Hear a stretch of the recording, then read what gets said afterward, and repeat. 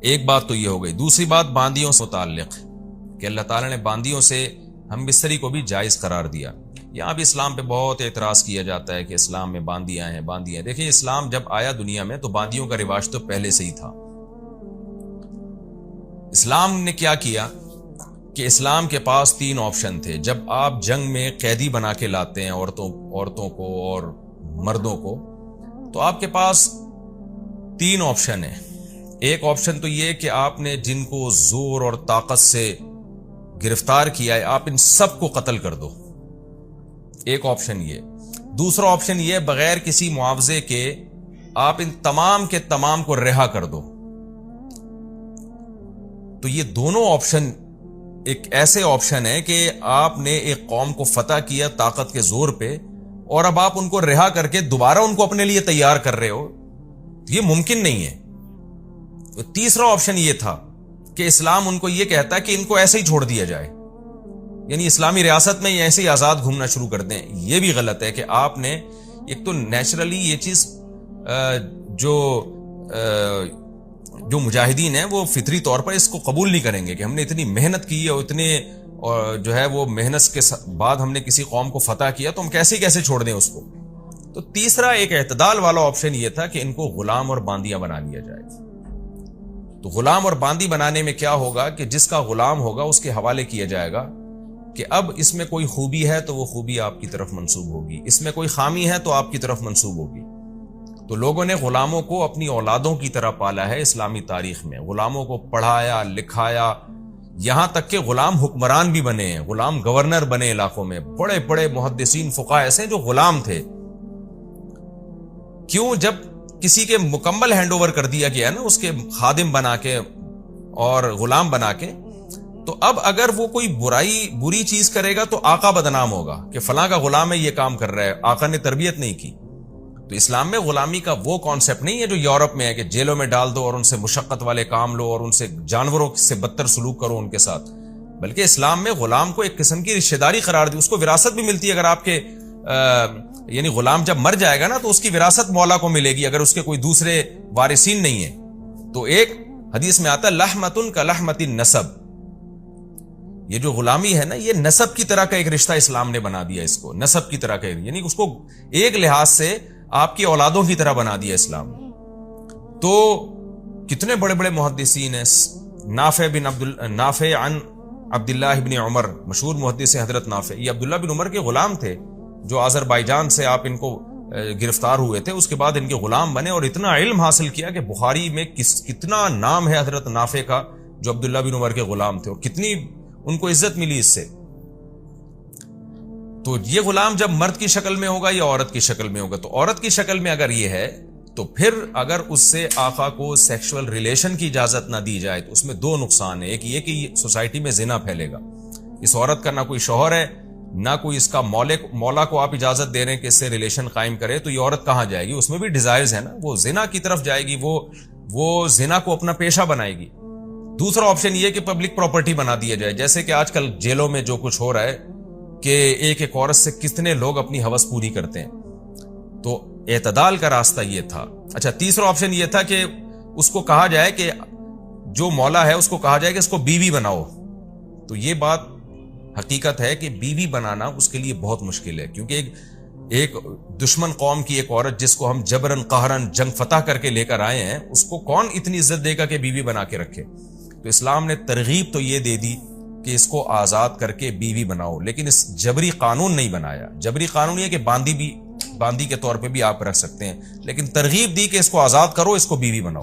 تو اس سے بڑا احسان میں سمجھتا ہوں اس دور میں تو کیا آج بھی کسی عورت پر ہو نہیں سکتا کہ وہ جنگی قیدی ہو اور آپ اس کو حکم دیں مولا کو کہ جو یعنی اس کے ساتھ اچھا سلوک کرو، اس کی تمام تر رسپانسبلٹی تمہاری ہے، یہ تمہاری خدمت کرے گی، اور اس کو ترغیب دے کہ تم اسے آزاد کر کے اگر بیوی بنا کے وہ تمام حقوق دو جو ایک آزاد عورت کے ہوتے ہیں، بیوی کے ہوتے ہیں. اس کو اسلام نے اتنا اپریشیٹ کیا کہ اسلامی تاریخ میں ہزاروں ایسے واقعات ہیں صحابہ میں، تابعین میں، تبع تابعین میں، کہ باندیوں کو آزاد کرتے تھے اور ان کو بیوی بنا کے ان سے شادی کرتے تھے. تو اپنے جیسا ان کو یعنی مقام اور مرتبہ دیا. میں اس پر پہلے بھی بہت ڈیٹیل میں بات کر چکا ہوں کہ اسلام میں جو باندی اور غلاموں کا تصور ہے وہ نہیں ہے جو آج دنیا میں چل رہا ہے. وہ بہت ہی مبارک اور بہت ہی پیارا تصور ہے. تو غلام کے لفظ سے لوگ دھوکہ دینے کی کوشش کرتے ہیں. تو اس سے بہتر اسلام کے پاس کوئی آپشن نہیں تھا جو اسلام نے اس وقت اختیار کیا. اور پھر ایک اور اہم بات یہ کہ جن کو غلام بنایا بھی گیا تو ان کی آزادی کے لیے بھی اسلام نے بہت ساری تدبیریں رکھی ہیں کہ قسم کھا کے اگر آپ نے توڑ دی تو آپ کو غلام آزاد کرنا پڑے گا. غلطی سے آپ سے کوئی بندہ قتل ہو گیا تو آپ کو غلام آزاد کرنا پڑے گا. آپ نے اگر بیوی سے زہار کر لیا، کوئی جو زہار کی ڈیٹیل انشاءاللہ اس کے حکام میں آئے گی، تو آپ بیوی جب تک حلال نہیں ہوگی جب تک آپ غلام آزاد نہیں کریں گے. تو اتنے مواقع پر اسلام نے غلام آزاد کرنے کا حکم دیا اور یہ قانون بنا دیا جو ایک دفعہ آزاد ہوا قیامت تک اس کو دوبارہ کبھی غلام نہیں بنایا جا سکتا. تو اس طرح سے بھی اسلام نے غلامی کو الٹا ختم کیا ہے. تو بہت ساری چیزیں اول نظر میں سمجھ میں نہیں آتی، لیکن جب آپ ان کی ڈیپتھ میں جاؤ گے تو آپ کہو گے کہ واقعی اسلام ہی دین فطرت ہے. اور اسلام نے جو انسانوں کے لیے قوانین بنائے ہیں وہ کوئی عقل وہاں تک پہنچ ہی نہیں سکتی. باقی یہ کہا جاتا ہے کہ یہ صحرا تو امریکہ کو جاتا ہے اور مغربی طاقتوں کو جاتا ہے کہ انہوں نے دنیا سے غلامی کو ختم کیا. تو وہ والی غلامی جو اسلام میں جو غلامی کا تصور تھا، اس غلامی وہ نہیں ہے جس کو امریکہ نے ختم کیا. یہ تو جنگی قیدیوں کا ایک تصور تھا اور جو جس طرح سے غلام بنا کے مارا پیٹا جاتا تھا اس کو ان لوگوں نے ختم کیا. اور جو حقیقت یہ ہے کہ وہ بھی صرف لیبل لگا کے ختم کیا ہے، حقیقت میں وہ بھی ختم نہیں ہے. آپ جائیں جنگی قیدی تو جیلوں میں پڑے ہوتے ہیں. کیوبا کی جیلوں میں آپ نے دیکھا نہیں کتنے سال لوگ کس طرح کیا سلوک ان کے ساتھ ہوا ہے. تو وہ جو درندگی والی غلامی تھی وہ آج بھی ختم نہیں ہوئی ہے. اور ایک اہم ترین بات یہ بھی ہے کہ اسلام میں غلام اور باندیوں کا تصور تھا جس کی وجہ سے اسلام نے فقہائے کرام نے غلام اور باندیوں کے احکام لکھے. دنیا میں اگر کوئی دوبارہ بڑی جنگ ہوتی ہے اور دوبارہ سے غلام اور باندیوں کا سیٹ اپ آ جاتا ہے تو دنیا کے پاس کوئی قانون سازی نہیں ہے کہ غلاموں کو کیسے رکھنا ہے اور باندیوں کو کیسے رکھنا ہے. اسلام کے پاس ایک لا پہلے سے موجود ہے. غیر ممکن ہے کہ فیوچر میں بڑی جنگیں ہوں اور دوبارہ سے غلام اور باندیوں والا سیٹ اپ آ جائے، لوگ ایک دوسرے کی مردوں کو اور عورتوں کو غلام بنانا شروع کر دیں. تو مسلمانوں کے پاس تو پورا ایک سیٹ اپ ہے کہ کیا سلوک کرنا ہے، کیسے ان کے ساتھ رہنا ہے. لیکن غیر مسلموں کے پاس اس بارے میں کوئی سیٹ اپ موجود نہیں ہے. اسلام قیامت تک کے لیے آیا، اس کے حکام بھی قیامت تک کے لیے. تو لیکن ایک بات خوب سمجھ لیں کہ اسلام میں جو غلام اور باندیاں بنانا جائز تھا اس میں ایک بہت اہم شرط یہ تھی. میں نے چونکہ اس مسئلے پہ پرسنلی بہت تحقیق کی ہے، تقریباً 15 سے 20 سال پہلے، بلکہ شاید اس سے بھی زیادہ ٹائم گزر گیا ہو. ایک ہمارے پاس سوال آیا تھا کہ آج کیا غلام اور باندیوں کو بنانا ممکن ہے جنگوں میں؟ تو اس کا جواب خوب سمجھ لیں، آج ہمارے لیے یہ ممکن نہیں ہے. وجہ اس کی یہ کہ اس پر بھی فقہا کا اجماع ہے، قدیم فقہا کا، کہ غلام اور باندیاں وہاں بنائی جائیں گی جہاں غیر مسلم کا آپ سے کوئی معاہدہ نہ ہو اور وہ اس تملک بالقہر کو جائز سمجھتے ہوں. کیونکہ اس دور میں کافر لوگ سمجھتے تھے کہ جب کسی قوم پہ حملہ کیا جاتا ہے تو اس کے مردوں اور عورتوں کو پر جب آپ غالب آ جاتے ہیں تو آپ کی ملکیت ثابت ہو جاتی ہے. تو جو قوم جائز نہیں سمجھتی تملک بالقہر، اس کو کہتے ہیں فقہ کی اصطلاح میں تملک بالقہر، یعنی کسی پر جبرن آپ نے قبضہ کر لیا تو آپ اس کے مالک بن جائیں گے، تو یہ اسی قوم کے لیے حلال ہے. جو حلال کا مطلب اسی قوم کے ساتھ جائز ہے جو اس عمل کو جائز سمجھتے ہوں. آج پوری دنیا کا ایک ایگریمنٹ ہو چکا ہے کہ کسی بھی مرد اور عورت پہ اس طرح قبضہ کیا گیا تو وہ غلامی میں نہیں آئے گا. تو اسلام اس ایگریمنٹ کو جائز سمجھتا ہے کیونکہ اسلام میں غلام اور باندی بنانا کوئی فرض نہیں ہے. نہ اس دور میں فرض تھا، نہ آج فرض ہے، بلکہ ایک آپشن تھا آپ کے پاس. تو اگر آپ ایگریمنٹ کر لیتے ہیں، بین الاقوامی کوئی معاہدہ دنیا کا آپس میں ہو جاتا ہے، تو پھر اسلام اس معاہدے کی پابندی کا حکم دیتا ہے. پھر یوں نہیں کہا جائے گا یہ معاہدہ شریعت کے خلاف ہے. تو لہذا چونکہ دنیا میں ایک ایگریمنٹ ہو چکا ہے تو اس کو جائز ہے آپ کے لیے. اگر آپ ایگریمنٹ کر لیں کہ بھئی ہم جب تم پہ حملہ کریں گے تو تمہارے مرد اور عورتوں کو غلام یا باندی نہیں بنائیں گے، اور تم جب ہم پہ حملہ کرو گے تو ہمیں بھی نہیں بناؤ گے. تو اگر کوئی قوم یہ ایگریمنٹ کر لیتی ہے تو پھر تملک بالقہر یعنی زبردستی کسی قوم پہ غالب آنے سے اس کے مرد اور عورت غلام نہیں بنتے. یہ مسئلہ آج سے 1000 سال پہلے فقہا لکھ چکے ہیں، حالانکہ اس دور میں تو بہت زیادہ رواج تھا غلام اور باندیوں کا. یہ بہت ڈیٹیل میں نے اس لیے بتایا کہ ایک شہوت پرست لوگوں کا ایک ایسا بھی طبقہ ہے جو آج بھی اس چیز کو جائز سمجھتا ہے کہ ہم کسی ملک میں جا کے کسی عورت کو اٹھا کے لے آئیں زبردستی قبضہ کر کے تو وہ ہماری باندی بن جاتی ہے. اس طرح سے زنا کو پروموٹ کرنے کی کوشش کرتے ہیں. تو خوب سمجھ لیں اس طرح سے کوئی عورت باندی نہیں بنتی. اور اس کے ساتھ اگر کسی نے ریلیشن قائم کیا تو وہ زنا کہلائے گا. تو سوائے اب ایک ہی راستہ ہے، وہ راستہ یہی ہے کہ آپ نکاح کریں عورت کی طرف پہنچنے کے لیے. نکاح کے علاوہ تمام آپشن آپ کے پاس بند ہو گئے. میں نے جو باندیوں کے بارے میں کچھ تفصیل بتائی ہے، بہت مختصر تفصیل ہے، اس پر میرا کلپ یوٹیوب پہ مل جائے گا. یہ جو باندیوں سے جب ریلیشن ہوتا تھا اس سے اولاد بھی ثابت النسب ہے، اس اولاد کو وراثت بھی ملے گی. اور اسلام نے ایک پروٹوکول یہ بھی دیا تھا کہ جس باندی سے آپ کی اولاد ہو گئی تو اب وہ باندی مزید غلام نہیں بن سکتی، آپ کے مرنے کے بعد اس نے لازمی آزاد ہونا ہے. تو اس کو ایسی باندی کو ام ولد کہا جاتا ہے. تو بہت سارے احسانات اور پروٹوکول اسلام نے باندیوں کو دیے.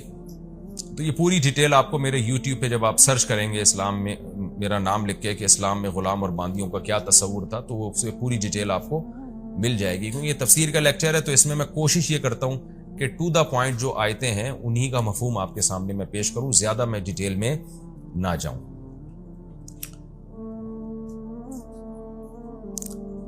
تو آگے اللہ تعالیٰ کا ارشاد ہے فَمَنِ ابْتَغَىٰ وَرَاءَ ذَلِكَ. اچھا، یہ جو فَإِنَّهُمْ غَيْرُ مَلُومِينَ ہے، اللہ نے فرمایا جو بیویاں رکھتے ہیں تو وہ قابل ملامت نہیں ہے. اس آیت کے تحت فقہاء نے لکھا ہے کہ اگر کوئی شخص زیادہ شادیاں کرے یا زیادہ باندیاں رکھے، جو پہلے زمانے میں رکھتے تھے لوگ، تو 1000 باندیاں بھی اگر وہ رکھتا ہے نا اور اس کا ارادہ ہوتا ہے کہ میں ایک اور مزید خرید لوں، فَلَامَهُ أَحَدٌ، تو اسے کوئی شخص ملامت کرتا ہے کہ تو اتنی بیویاں رکھ رہا ہے، اتنی باندیاں رکھ رہا ہے، یخشى علیہ الکفر، تو ایسے شخص کے بارے میں کفر کا خطرہ ہے. کیوں؟ اس لیے کہ اللہ تعالیٰ کیا فرماتے ہیں فَإِنَّهُمْ غَيْرُ مَلُومِينَ، کہ جو بیویاں رکھتے ہیں باندیاں رکھتے ہیں وہ قابل ملامت نہیں ہے.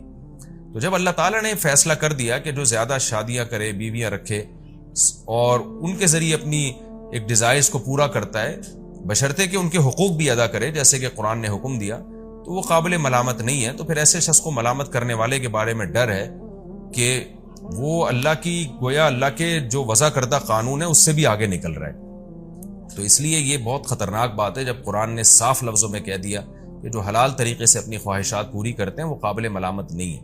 اسی میں یہ بھی داخل ہے کہ ایک بڑی عمر کا آدمی ایک چھوٹی عمر کی لڑکی سے شادی کرتا ہے، نہ لڑکی کو اعتراض ہے، نہ اس کے ابا کو اعتراض ہے، نہ خاندان کو جو بھی اس کے لڑکی کے اولیاء ہیں ان کو اعتراض ہے، تو بے شک وہ شخص مزے کے لیے شادی کر رہا ہے، تو اس میں کوئی حرج نہیں ہے. مزے کے لیے اگر زنا کرے گا تو حرام ہوگا، اگر زوجہ کے پاس جا رہا ہے اور اس کے حقوق بھی پورے کر رہا ہے تو اس میں کوئی گناہ نہیں ہے. یہ اپنی طرف سے کچھ لوگ صوفی بنے ہوتے ہیں اور جناب وہ پابندیاں لگا رہے ہوتے ہیں کہ جی اسلام میں مزے کے لیے شادی نہیں ہے. بھائی آپ اگر اچھی خوراک کھاتے ہیں صرف زبان کے چٹخارے کے لیے لیکن حلال ہے وہ، تو جب اس پہ وہ قابل ملامت نہیں ہے. لوگ سموسے پکوڑے کھا رہے ہیں، نہاریوں میں نیبو نچوڑ کے کھا رہے ہیں صرف زبان کے چٹخاروں کے لیے، کوئی ڈاکٹر نے تھوڑی مشورے دیے ہوتے ہیں. تو جب ایسا شخص قابل ملامت نہیں ہے، تو اگر کوئی شخص صرف اس لیے نکاح کر رہا ہو کہ میں عیاشی کروں گا لیکن ان کے حقوق بھی ادا کروں گا، یہ حقوق کی بار میں بار بار اس لیے کہہ رہا ہوں کہ ایسا نہ ہو کہ حقوق کو بیچ سے نکال دیں، تو وہ بھی قابل ملامت نہیں ہے. اس کا اپنی پرسنل لائف ہے، جو مرضی کرے وہ، لوگوں کو اس پہ بھی اعتراض ہوتا ہے.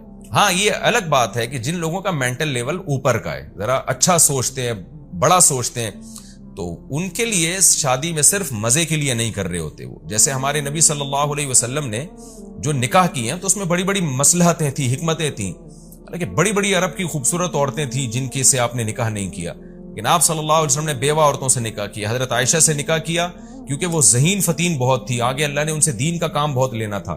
پہلا نکاح آپ نے کیا حضرت خدیجہ سے جو آپ سے عمر میں 15 سال بڑی تھی.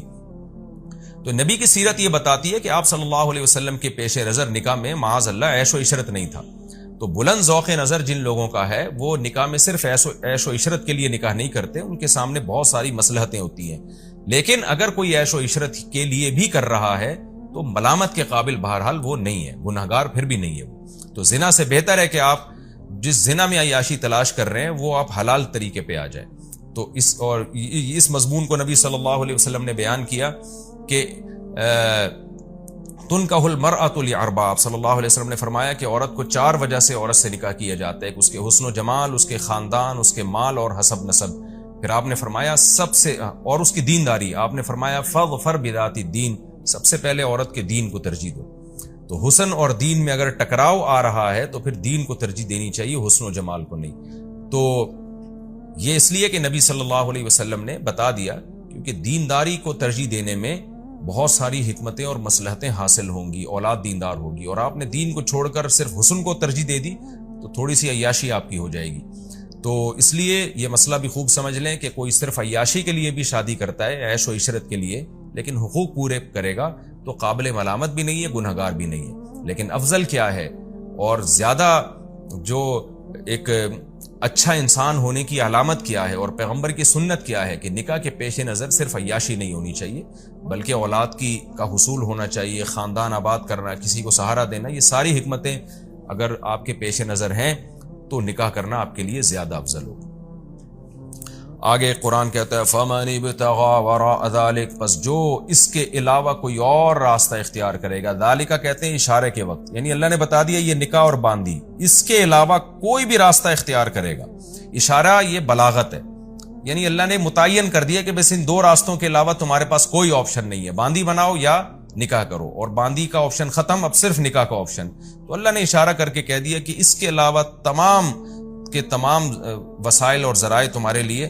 فَأُولَٰئِکَ هُمُ الْعَادُونَ، یہ لوگ اللہ کی حدود کو توڑنے والے ہیں.